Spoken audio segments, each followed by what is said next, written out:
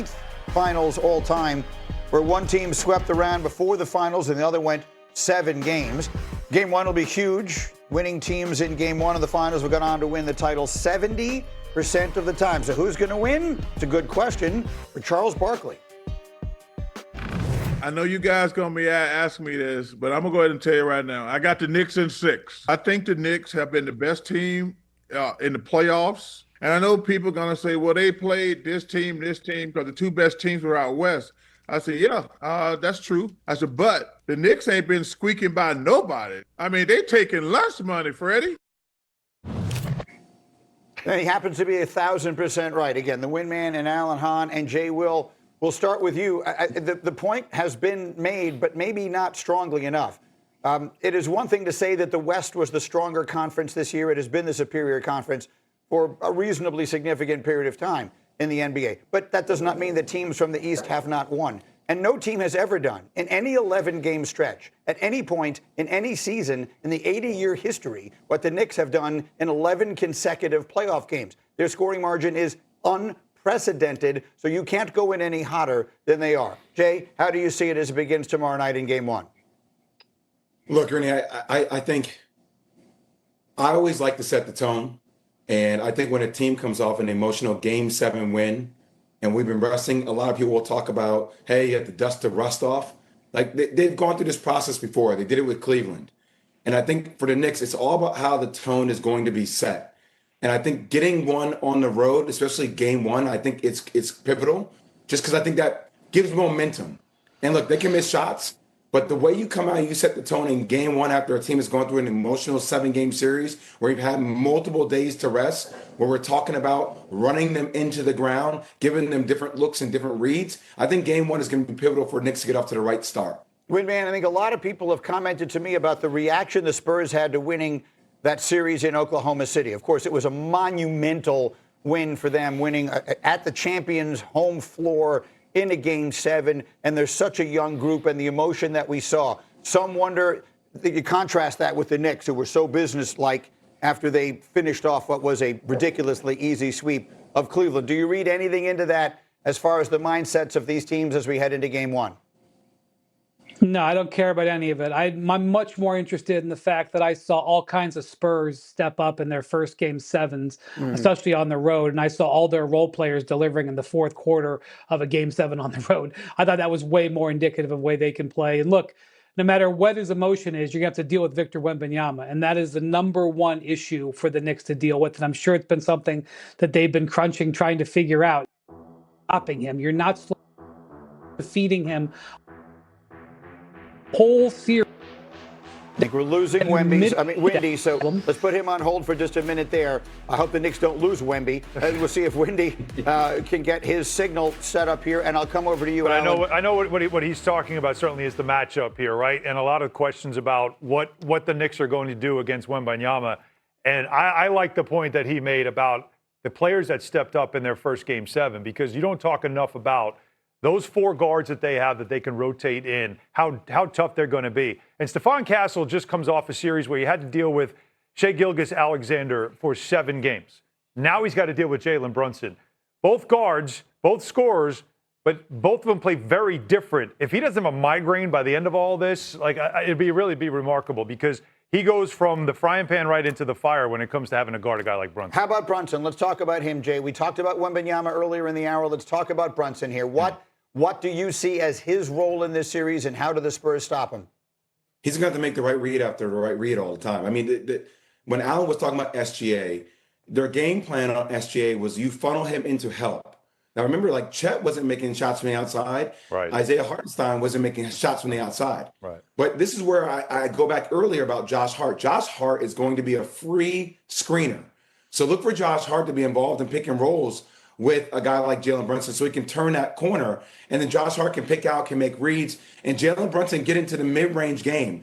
It's going to force Victor Wembanyama to play up. And the more you can force him to play up, that takes him away from being a pillar in the middle of the lane, which opens up the fluidity and the continuity for the Knicks offense. That's going to be one of the most important things of this series, keeping Victor Wembanyama out of the paint, which opens up all the continuity so the Knicks can actually run their sets and get clean looks. Wendy, how about Jalen Brunson in this series? Look, the Spurs are number one going to try to keep him off the foul line, very similar to what they did with Shea Gilgeous-Alexander. Some games were good, some games were not. Brunson is actually averaging more free throws per game in the playoffs than the regular season, even though he's got the ball a little bit less because of Karl Towns playing more in that role. And the other thing is, I know what you're saying, Jay. They're not going to guard Josh Hart.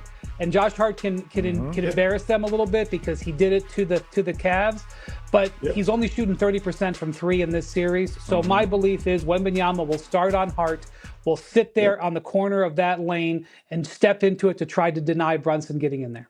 And from a New York City talk, let them do that. That's exactly what you want them to do. Let them do that. And Hart's had one big three-point shooting game in each series to make them pay. He's going to have one, or at least maybe one or two in the finals. We'll see if he's able to do it and make them adjust and come out and get them. From a New York City talk show host standpoint, and that's what you do, what's at stake for Jalen Brunson here? What can he become if he leads this team to a title? Look, very, very obviously here, though, but this is a legacy situation, legacy moment for Jalen Brunson on many levels, but in New York alone, not just the Knicks in their franchise history and not just in the NBA, but for New York sports. By the way, people don't realize this, in the last 15 years, the four major sports, there's not a champion. They have not won a championship in this city since the Giants won the Super Bowl in 2011. That's how long it's been. So to end that kind of a drought, which we've never seen in New York, and to do it with a team that hasn't won in 53 years, would put him on a level that he will be exalted for the rest of his life. More importantly, I also think it locks in Hall of Fame for him. He's a two-time NCAA champion. He is a player of the year in college. And then when you bring it to this point where you get an NBA championship as well, he's in the Hall. It's a lock. And I hadn't thought about that. I was thinking more about it from a local, regional standpoint, but that's an interesting one as well. There's so many storylines. What a spectacular final. And it all is going to be epic. People don't understand. Yes, it's an East and a West team. They don't play each other a lot, but over the last 3 seasons since Wemby's gotten into the league, they have had some great games against each other. I mean, something crazy happens in all of them. Of course, we're showing you NBA Cup when they met on a neutral site. Neither team has won on the other team's home floor either. So this series is setting up to be one of the all-time greats. Windy, give me an opening statement. What are you hearing about Knicks and Spurs? You know, the more and more people I talk to around the league, Greeny, scouts and other coaches, they're really surprised that the Spurs are favored by as much as they are. They get with Wembanyama and how tough the West playoffs were, but they really believe that the Knicks have some advantages in this series and that this thing could absolutely go New York's way. Okay, yes, I like it. Maybe they watched my essay of last week where I pointed out exactly that, so I'm all in favor of that. Jay Williams, give me an opening statement on the NBA Finals. Granny, Josh Hart will be the most important player on the Knicks, and he will be the ultimate decider on whether Wemby can actually be Wemby. Think about how Wemby guarded Alex Caruso, kind of hugging the paint, now allowing SGA to get into that territory inside of the paint. Well, Josh Hart, he proved that he can knock down shots in that game against Cleveland multiple times. And his ability to knock down shots from the outside will open up the paint for other guys to get to the rack to score for easy lay-ins and knock down threes at a high clip. Okay, that's a really interesting way of looking at it. We'll get into the matchups with some depth as we continue. But, Windy, we have to get to then what I think is the one big piece of news for the Knicks during their lengthy layoff since the conference finals. Mitchell Robinson having surgery on the broken pinky. What is the latest with Game 1 looming tomorrow night?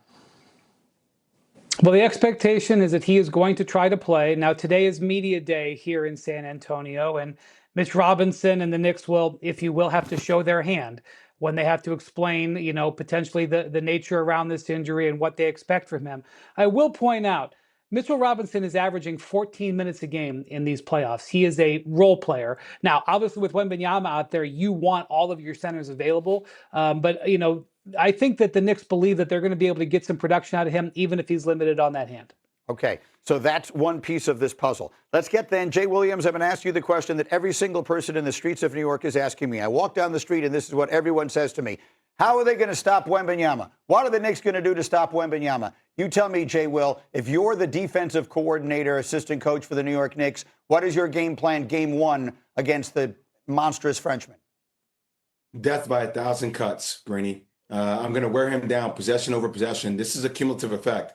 This isn't going to be one in game 1, game 2, game 3, game 4. It's going to be one in game 5, game 6, and game 7. And I think if anything, you understand the amount of games that Wemby has played getting to a game 7 and think about how emotionally spent he was. Now look, everybody knows that Wemby will be ready for game 1. But if you're the Knicks, you have 4 games in 23 calendar days. This is a marathon. This is not a sprint. The more actions you keep him involved in, the more possessions where you make them fast possessions, the more you make him rotate defensively.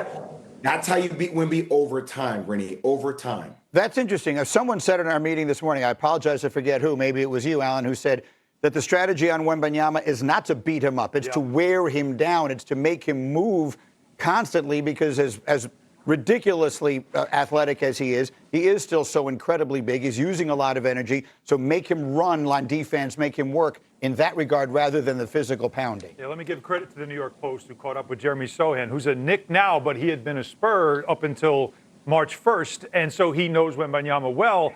And he talked about how, you don't always have to just beat him up. It's not about being physical with him all the time. It's about making him run up and down the floor, that he does tend to lose his wind pretty quickly and take him out of the game. We saw the on-off splits in the previous series. When Wembanyama wasn't on the court, the Thunder were at a major advantage, and that is something that you want to see. Do the Knicks, who are a very good transition team in their transition, no pun intended, to this new offense, they have run a lot more than they used to. It is something that they're taking advantage of. Even off makes they try to run. Do they try to keep him in a track meet and maybe see if that costs him some ability to stay on the floor as much as he can? Now, I know, Windy, you always hate the rest versus rust conversation, but in this case, it's a little bit unique because the team that is not rested, if you will, also gets plenty of days. So the Spurs, I think, may have the best of both worlds. So I'll frame the question to you this way. Do you like the Knicks' rest or the Spurs' momentum going into this game 1? I always like the rest, always. And look, the Knicks have played 4 fewer playoff games than the Spurs. I'm not saying that's going to be the difference in the series, but it is going to matter at some point. And there's a very powerful statistic that I can't ignore because it takes into account so much history. We have seen in the history of the NBA playoffs 24 times where a team coming off a sweep plays a team coming off 7 games. And it's 20-4, 20-4. That is what the record is for the team coming off the sweep. Now, you can slap a whole bunch of asterisks on that because of the East versus West differential, but that is going to be meaningful. That extra rest will matter. Maybe not tomorrow, but at some point in this series. Jay, 10 seconds, finish it up. Mike Brown, coached in Cleveland, had access